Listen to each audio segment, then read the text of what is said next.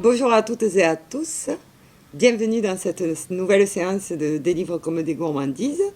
Comme vous le savez, c'est une séance qui remplace un petit peu les petits déjeuners mensuels, les petits déjeuners littéraires mensuels que nous avions l'habitude de faire en présentiel à la médiathèque.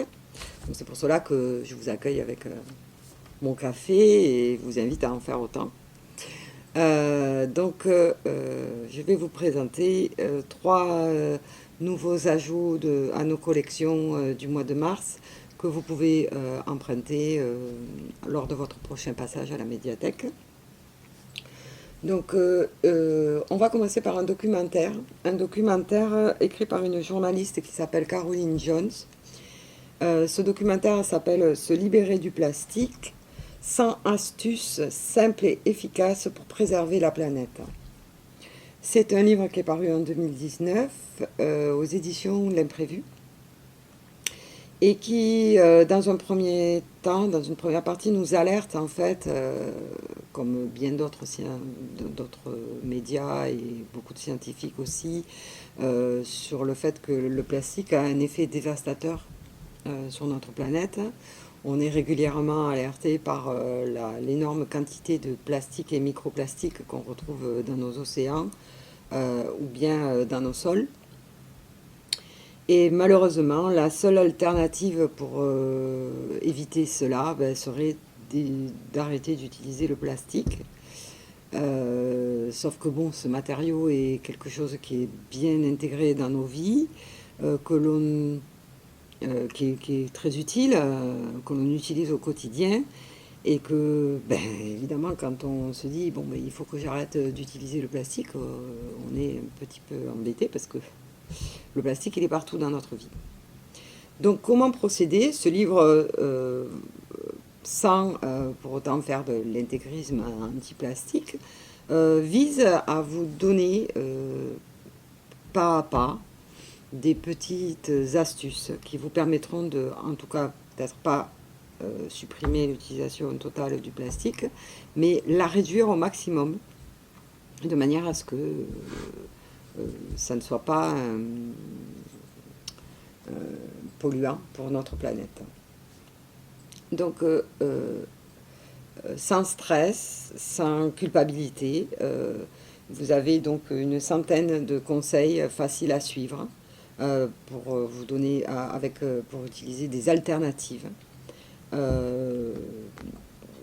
Ce livre vous dit aussi que ça ne sert à rien de vouloir tout supprimer d'un coup, parce que vous risquez d'avoir l'effet inverse, à force de vous heurter aux difficultés dues à la suppression du plastique, vous allez vous retrouver à en utiliser plus.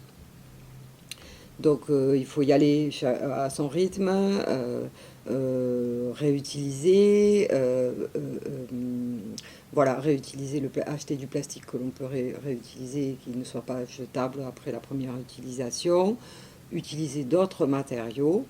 Ce livre donc va vous donner à la fois des petits trucs, par exemple, préparez vos propres condiments et vous avez des recettes, quelques recettes. Donc par exemple, la recette du ketchup maison, pour les plus courageux. Vous avez également des trucs pour changer, utiliser des alternatives, des matériaux alternatifs. Donc ne plus utiliser des rasoirs jetables, les cotons-tiges, pareil. Et puis, vous avez également plein de petites fiches qui vous permettront de recycler. Hein. Recycler, donc vous pouvez faire par exemple un carillon avant, un lampion en LED. Donc en recyclant des objets en plastique, plutôt que de les jeter pour qu'ils aillent polluer nos sols, vous pouvez vous en servir pour créer de nouveaux objets qui vous seront utiles. Voilà, donc un livre à mettre entre toutes les mains, je pense. Le prochain livre que je vous présente est un roman. Alors c'est un roman écrit en large vision, c'est-à-dire en caractères qui sont plus gros que les éditions classique. Donc il est édité aux éditions Ferian, qui est une maison d'édition spécialisée dans les livres à grand caractère. C'est un livre qui est paru l'année dernière, en 2020, qui s'appelle La Fontaine aux Violettes, et qui est écrit par Françoise Bourdon. Donc c'est un livre, on va dire, un peu une saga de femmes.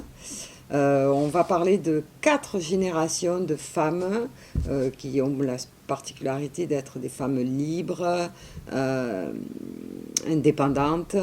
Et la période va se situer entre 1879 et 1945. Les lieux, en fait, ça va se situer entre les hauteurs de Nice, et vous allez comprendre pourquoi tout à l'heure, et puis les beaux quartiers de Paris. Et en fait, on est dans le monde des parfums. C'est pour ça que je vous disais, vous allez comprendre, parce que ça se passe au-dessus de Nice. On sait qu'il y a beaucoup de champs de fleurs, etc. pour les parfumeurs. Donc on va suivre d'abord le destin de Rosine, qui est cueilleuse de violettes, et qui ne pourra pas refuser les avances du fils de la propriété, du propriétaire. Elle tombera enceinte et le propriétaire ne veut rien entendre. Elle est obligée de fuir à Paris pour échapper à la mauvaise réputation et au scandale en fait provoqué par sa grossesse hors mariage. Et puis donc elle va accoucher de Héloïse. Donc on va suivre la vie d'Héloïse, qui sera plus calme. Et puis ensuite, il y aura Emma, la fille d'Héloïse, qui deviendra créatrice de mode. Et ensuite, Béatrice, qui deviendra un nez, ce qu'on appelle un nez, c'est-à-dire quelqu'un qui travaille, qui élabore des parfums. Et donc ça se passera à Grasse. C'est une saga familiale, une histoire de femme, une histoire de liberté, puis une histoire de parfum aussi. Donc voilà, je vous recommande cette lecture si vous avez envie de vous détendre, de vous évader. C'est la lecture qu'il vous faut. Et puis le dernier roman que je vous propose est un polar d'un auteur que certains connaissent bien ici, puisque nous avons déjà plusieurs romans de cet auteur. Polar suédois, je pense, oui, suédois, donc on est dans le polar scandinave, de Camilla Greb, L'archipel des larmes, paru cette année en 2020 aux éditions Kalman Levy, dans la collection Noire. Donc la traduction est parue en 2020, mais le roman en langue originale est paru en 2019 en suédois, et il a eu le prix du meilleur polar suédois en 2019. Voilà. Cet auteur a également écrit Un cri sous la glace en 2017 et Le journal de ma disparition en 2018, que vous pouvez retrouver à la médiathèque. Et en fait, je vous dis ça parce qu'en fait, on va retrouver certains personnages. Alors, c'est pas une suite, hein, vous pouvez les lire tout à fait de manière indépendante, mais il y a des personnages que l'on va retrouver, enfin, 2 inspectrices que l'on va retrouver dans chaque livre. Voilà. Donc, ce livre nous fait traverser des décennies suédoises. Donc, ça commence en 1944. Et ça continue, ça se termine en 2019. C'est l'histoire donc de plusieurs femmes policières qui vont traquer un tueur en série pendant une période de 80 ans. Et ça va parler également,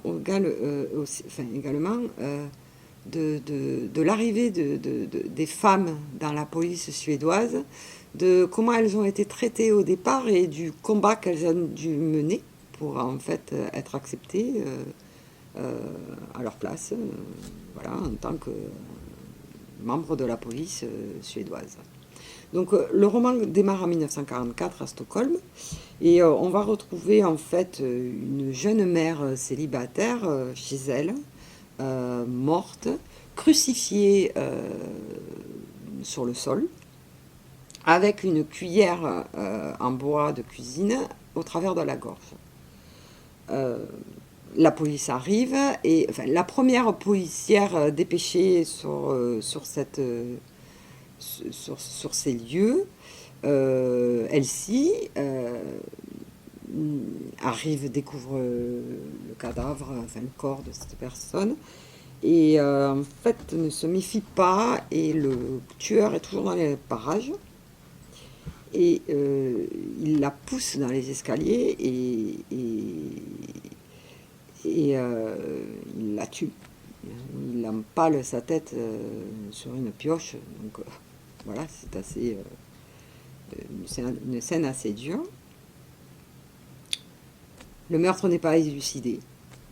Les choses restent comme ça, jusqu'à 1971, où dans une autre ville de Suède, à Östertuna, on retrouve le meurtre d'une femme avec le même modus operandi. Là aussi, est dépêchée une femme policière qui se trouve être la fille biologique d'Elsie,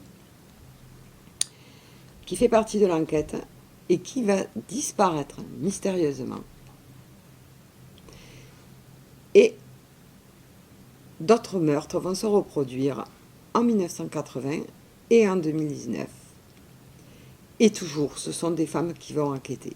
Et donc, on va suivre, donc c'est à la recherche. Donc, on se dit, en 80 ans, ça ne peut pas être le même tueur, puisque il y a 80 ans, enfin, ce qui les sépare, on imagine quand même que le tueur avait déjà entre 15 et 20 ans lors du premier crime. Donc, bon, il peut pas, on peut difficilement imaginer qu'à 95 ans, à 100 ans, le meurtrier revienne et retue une autre personne. Donc voilà, on se demande pourquoi. Et puis bon, c'est toujours le même modus operandi, c'est toujours le même profil de tueur. Voilà. Et donc, quelle va être la clé du mystère? Pour les meurtres de 1980, on va retrouver la policière du roman de Un cri sous la glace. Et pour le roman de 2019, on va retrouver la même policière que le journal de ma disparition. C'est pour ça que j'évoquais ces deux romans au départ. Mais ce ne sont pas des suites. Hein. C'est juste que voilà, c'est les mêmes personnages. C'est une histoire captivante.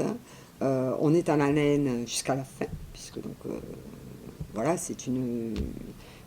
la chute est très attendue. On dit en anglais un page turner, c'est-à-dire un livre où on tourne les pages les unes après les autres